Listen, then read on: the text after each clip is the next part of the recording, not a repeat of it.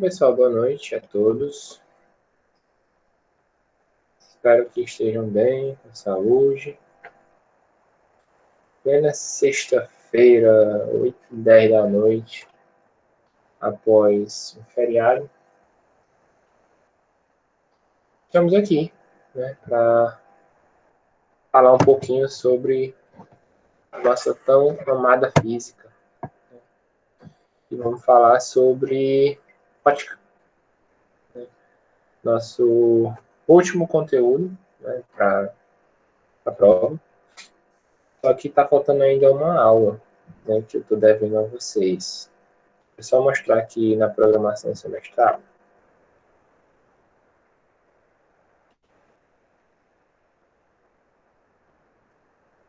Então, ó, essa aula de guerra do cálculo, eu não dei. Então, a aula do Newton, estou pulando para a luz, hoje. E era para a gente estar vendo a aula de revisão, só que não vai dar para fazer essa aula de revisão. Vou ficar devendo ela para vocês, mas vai dar certo, vai dar certo. O que é que eu estou pensando em fazer? Hoje, dia 26, a gente vai ver a luz. Próxima semana, dia 2, é feriado. Porém, mesmo sendo feriado, eu vou gravar essa aula e vou postar para vocês. Então, a Guerra do Cálculo vai ser postada próxima sexta-feira. Mesmo sendo feriado, vocês assistem, que vai ser essa aula que também vai contar para a nossa avaliação. Quando for no dia 9, a gente tem a nossa provinha, e aí conteúdo, todos os tópicos até a aula de hoje.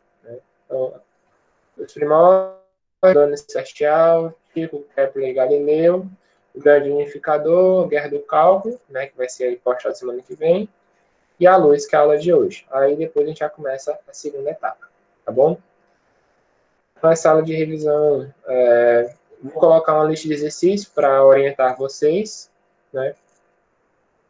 E é isso. Então vamos começar a aula de hoje. Vamos lá.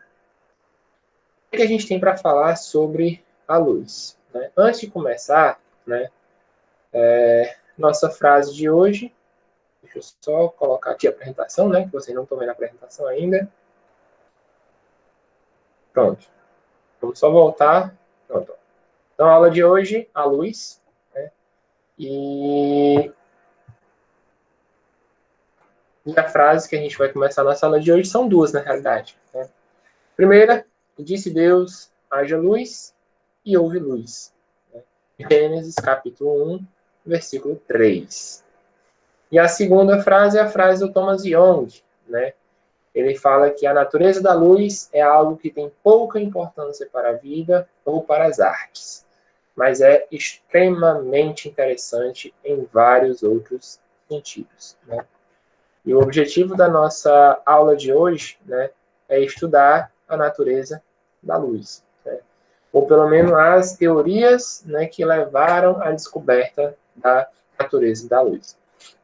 Então, vamos começar falando dos 3 primeiros conceitos, que a gente vai estudar, que a gente estuda, quando a gente vai trabalhar com os conceitos de óptica. O primeiro conceito que a gente estuda, é o conceito de reflexão. Depois a gente estuda refração e, por último, a gente estuda difração.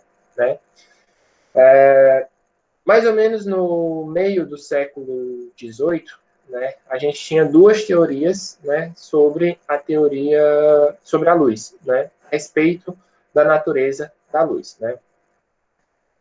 Para Christian Huygens, a luz ela é uma onda.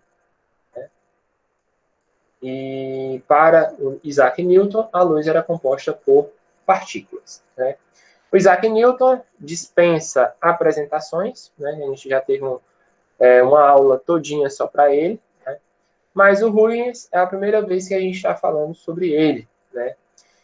E quem é Christian Huygens? Ele é um físico, que entrou para a história da ciência ao descobrir os anéis de Saturno, né? Ele também descobriu Titã, né, que é o maior satélite saturniano, né? Ele inventou o relógio de pêndulo, né, o que trouxe uma precisão inédita para a marcação do tempo na época, né? E ele trabalhou com a teoria ondulatória da luz, né? O que é interessante, né, é que a gente tem duas teorias, né, e tanto Newton quanto Huygens estavam certos, mas também o Newton quanto o Huygens, eles também estavam errados, né? No final da nossa aula a gente vai entender o porquê que a gente tem essa estranha característica, né, que é a natureza dual, né, da luz, né? Só que isso só veio, né, se provar muito tempo depois, né? É sempre muito complicado, né, dar aula de ótica e tentar separar essa natureza dual, né? Por exemplo, vocês vão ver, depois que vocês estudarem eletricidade e magnetismo, vocês vão estudar ótica. Aí a gente começa toda a teoria corpuscular da luz, né? A ótica geométrica, aquela coisa simples, a coisa mais linda do mundo. Aí depois a gente vai para a ótica ondulatória. Aí o negócio pega, né? Porque a gente vai ter que hora a luz se comporta como onda, hora se comporta como partícula, a gente, né, tem que saber, né, separar essas duas coisas. Então, é muito interessante, mas vamos focar, né, no século XVIII. Então, quando o Newton, né, publicou... Não, quando o Newton publicou, não, que ele já tinha morrido, né? Quando foi publicado, né, o livro Óptica, né, na realidade, a quarta edição, né, do livro Óptica, né, 1700 e alguma coisa, nessa época, né, eles utilizavam alguns termos, né, para falar os fenômenos ópticos que eram observados, né? O fenômeno mais simples, né, é o fenômeno da reflexão, né, que vocês não têm problema em entender o que é a reflexão da luz, né? É só a gente olhar à nossa volta que a gente consegue, né, visualizar um raio de luz atingindo uma superfície, ele tem o seu caminho alterado, né? E a lei que rege a reflexão, ela era conhecida desde a época do Aristóteles, né? E basicamente o Euclides foi que apresentou ela para a gente, que é o ângulo de incidência é igual ao ângulo de reflexão, né? Então, coloquei a figurinha aí que representa basicamente isso. Tem uma barreira, o raio de luz ele atinge essa superfície e ele muda a sua orientação, né? Muda de direção, porém ele continua no mesmo meio de propagação, né? Já a refração, né, nada mais é do que a mudança no meio de propagação da luz, né? Então, quando a luz ela está se propagando, né, por exemplo, do ar e ela vai para a água, né, a gente tem o fenômeno de refração, né? Coloquei até a figurinha aí. Graças a esse fenômeno, a gente tem que, por exemplo, se você colocar um copo com água e colocar uma colher dentro, você vai perceber que ela parece torta, né? Um exemplo bem simples e muito tranquilo, né? Nesse caso, a gente tem um ângulo de incidência e a gente tem um ângulo de refração, né? E a relação entre esses dois ângulos, né, é dado através da lei de Snell, né? E a lei de refração, né, foi proposta pelo Snell, né, como já falei, e ele não sabia, né, não entendia as causas do fenômeno, né? Ele simplesmente calculou o ângulo que a luz entra, o ângulo que a luz sai, né, quando eu tenho dois meios distintos, né? Mais uma vez, como a água e o ar, ou água e vidro, ou ar e vidro, qualquer um desses fenômenos ocorre refração, né? E para chegar a essa lei, ele utilizou um conceito chamado índice de refração, né? Cada material tem o seu próprio índice de refração, né? E quando a gente tem dois materiais diferentes, né, um próximo ao outro, né, com dois índices de refração diferentes, né, a gente tem a mudança na direção da propagação da luz, né? Lá vai eu dando aula de ótica para vocês, né? Vocês vão estudar isso aqui mais para frente. E o último, né, é a reflexão, né? Esse era o nome que o Newton deu, né? ele não era tão popular, né? Hoje em dia, a gente utiliza o nome difração, né? E o Newton usava o termo inflexão, né? Que, né, não era muito bem aceito, mas posteriormente acabou mudando e basicamente o que que é, né? Aí uma fenda, né? E essa luz, né? Ela vai se espalhar quando ela passa por uma fenda, né? Então tem uma fenda estreita, que é esse pequeno orifício aí, a luz vai atingir ela e quando ela se propaga, ela abre a direção de propagação. Né? Esse fenômeno é o que a gente chama de difração, ok?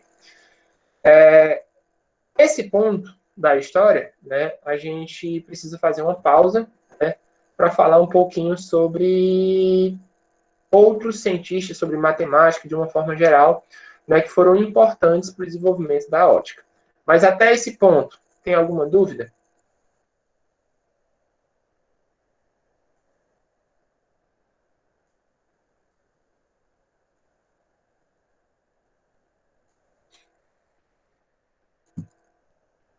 Beleza, então vamos continuar. Então, quando Pierre de Fermat, né, ele provou a lei de Snell, né, ele propôs, né, que a luz, né, o raio de luz, ele percorria o menor caminho possível, né, quando ele mudava de meio de propagação, né. Essa ideia, né, ela ficou conhecida como o princípio do tempo mínimo, né. E esse princípio, né, a gente utiliza lá na mecânica analítica, né, para chegar, né, nas leis de Lagrange, né, nas equações de Lagrange, que a gente vai já falar sobre elas. O Fermat, né, é um matemático extremamente famoso, né, e ele ficou famoso, né, por conta de um teorema que ele criou, né, e ele não conseguiu provar, né, e esse teorema ficou sem prova por mais de 300 anos, né. É tanto que até a sua prova, né, era chamada de conjectura, né. Então, basicamente, o que esse teorema ele dizia, né?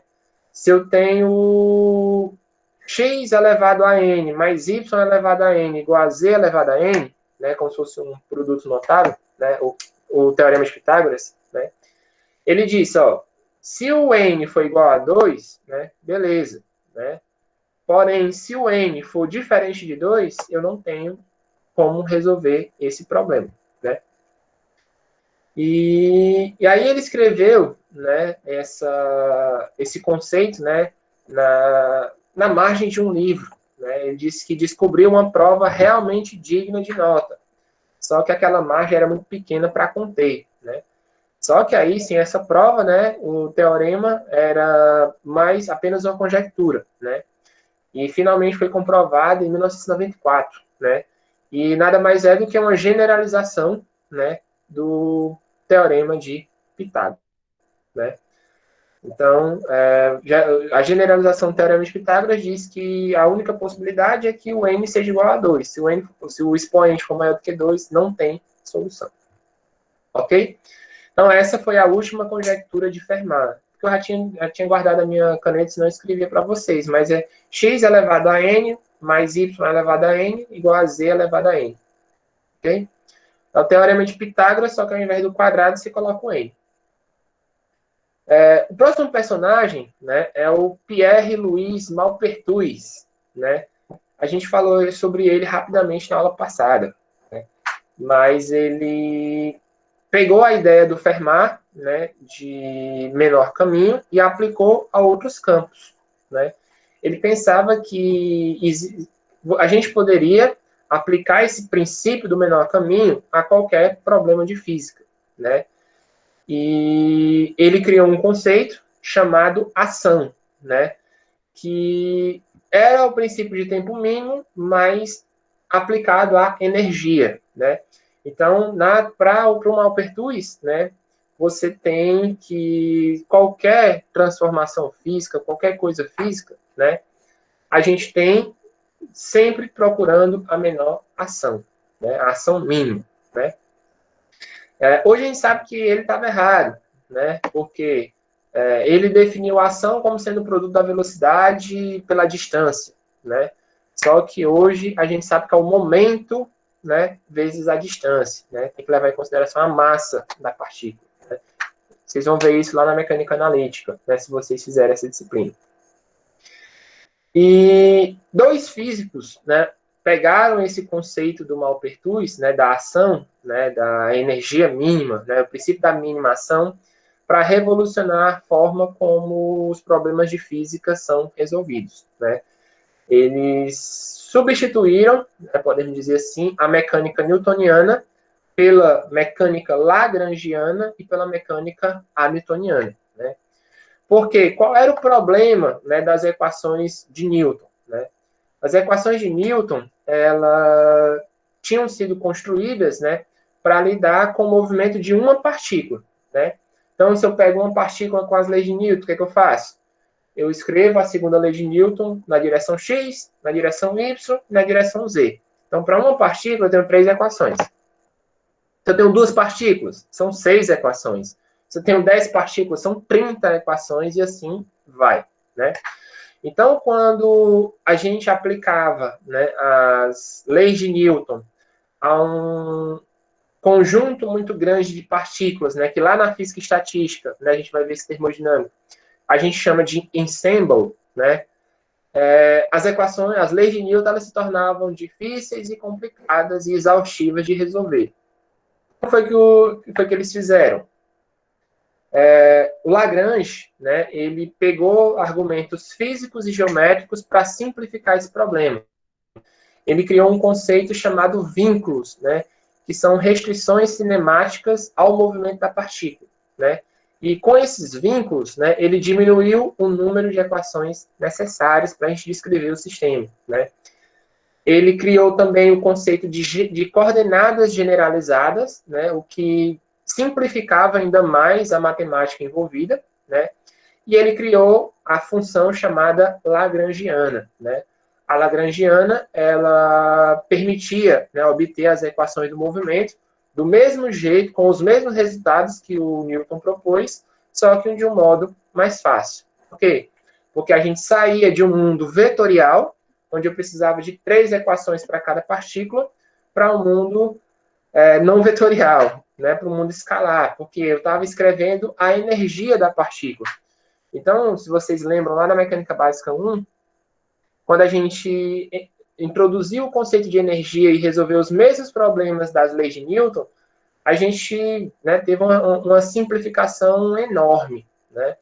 E essa foi a ideia que o Lagrange teve, né? Então, reduziu drasticamente o número de equações que a gente tem ao resolver o problema de um ensemble, por exemplo.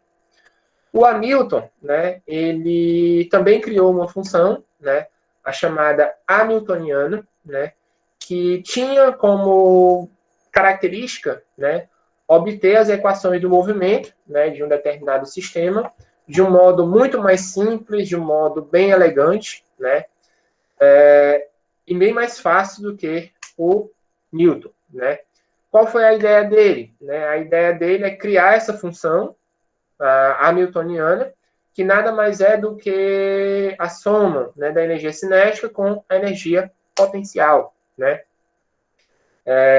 A lagrangiana, né, eu não falei, a lagrangiana é a energia cinética menos a energia potencial, e a hamiltoniana é a energia cinética mais a energia potencial, né? E a gente precisa pegar essas duas equações, né, e utilizar as equações de Euler-Lagrange para solucionar elas. E utilizando essas 3 equações, a gente consegue resolver, utilizando as coordenadas generalizadas, a gente consegue resolver qualquer problema de mecânica de um jeito muito mais bonito e mais simples do que utilizando as leis de Newton, né? Eu gosto muito, né, dessa disciplina chamada mecânica analítica. Eu espero que quando vocês forem escolher as disciplinas, né, possam escolher essa disciplina de mecânica analítica. Eu espero ministrar essa disciplina algum dia, né, no campus Itaquera. Hoje em dia, né, a gente sabe que os problemas de mecânica clássica eles são resolvidos pela mecânica lagrangiana e hamiltoniana, né? você for pegar a física em alto nível, ninguém utiliza mais as leis de Newton para resolver um problema qualquer, né? E principalmente, né, porque a newtoniana, né, ela é a energia da partícula, ela representa a energia da partícula.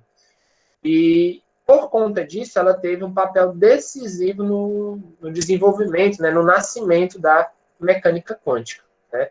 Então, quando se fala em mecânica, né, em mecânica clássica, né, a gente não utiliza mais as leis de Newton, a gente utiliza a mecânica lagrangiana ou mecânica hamiltoniana, né? Tem um curso na internet, né, na Universidade Federal Fluminense de Mecânica Analítica, né, onde o professor, né, Nivaldo Lemos, né, que é um dos melhores professores de física do Brasil, ele dá o curso, né, tem um curso todinho no YouTube, né, e se vocês assistirem a aula do primeiro capítulo, né, vocês vão perceber o quão bonito é essa teoria, né, e o quão as leis de Newton, né, podem ser deixadas de lado, né, ao resolver um problema de mecânica, né? Então, eu sugiro vocês assistirem pelo menos as primeiras aulas, né? Aqui ele fala sobre os vínculos, sobre a Lagrangiana e sobre as equações de Euler-Lagrange, né? Que é como a gente pode obter a segunda lei de Newton ou qualquer outro problema a partir delas, ok? Alguma pergunta? Eu quero voltar para a luz. Quero voltar para a ótica. Alguma pergunta?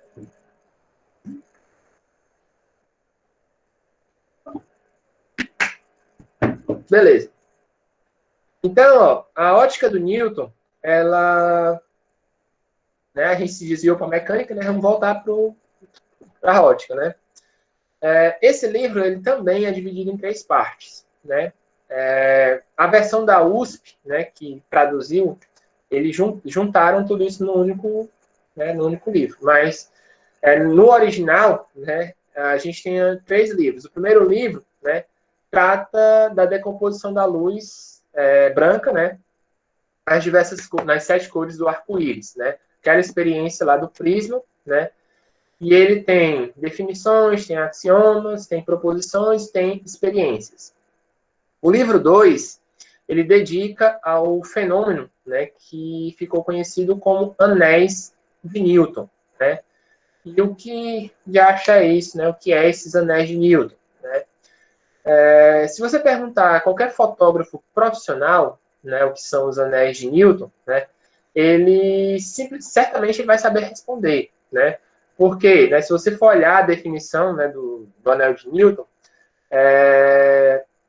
são faixas, né, de luz coloridas, né, faixas que têm o mesmo centro, né? E quando você olha para ela, né, ao redor de uma determinada área, né, que tem superfícies transparentes, né, elas se sobrepõem, né, ficam muito próximas umas das outras, mas não ficam em contato, né. Esses anéis, né, eles são causados pela interferência, né, e ela ocorre sempre quando a separação entre as superfícies, né, elas têm a mesma ordem de grandeza do comprimento da luz, né. Então, forma-se mesmo, né, como se fossem anéis, né, e nessa parte 2 do livro, Newton explica o que são esses anéis de Newton.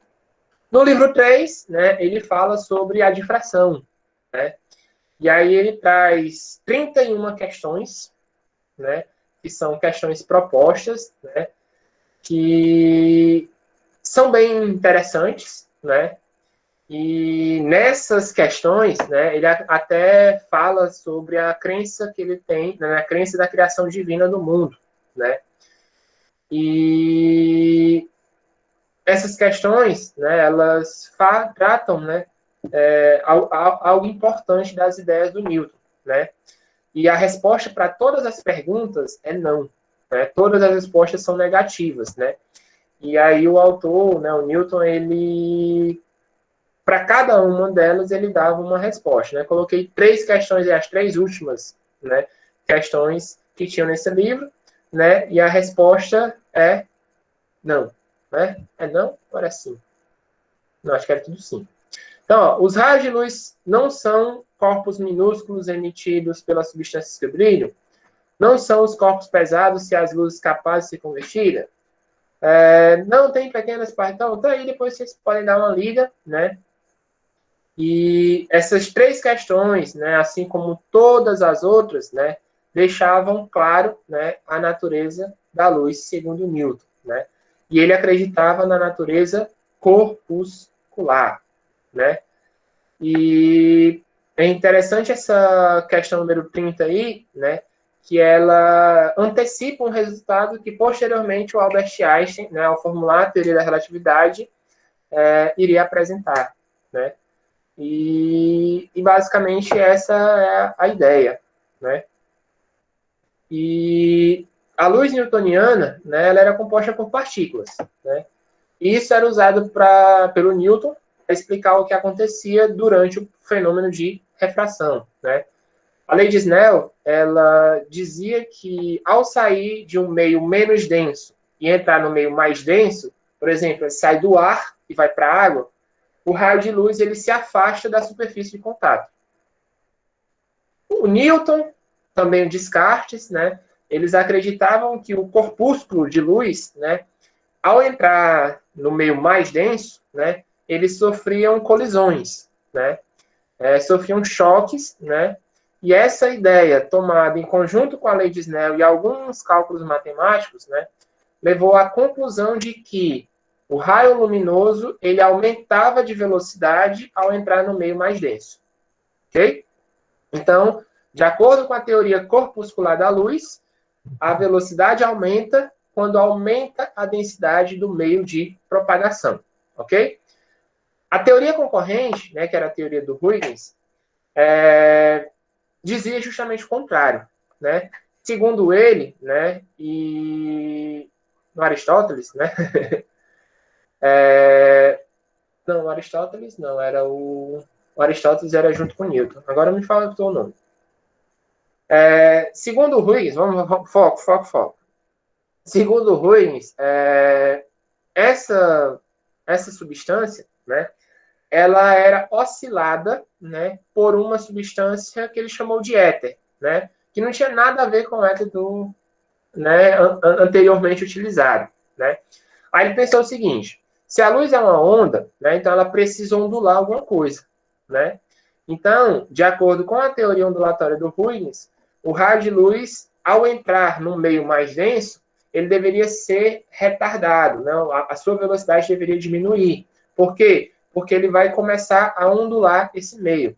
Quanto maior a densidade do meio, menor vai ser a velocidade, ok?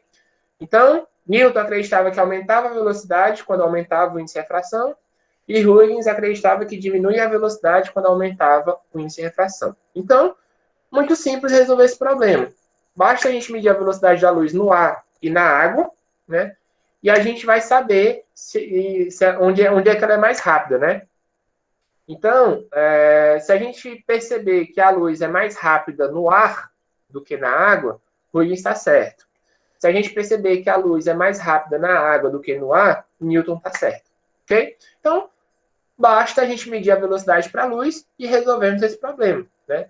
Só que a gente tem que pensar que nessa época, né, não era nada fácil medir a velocidade da luz. Né?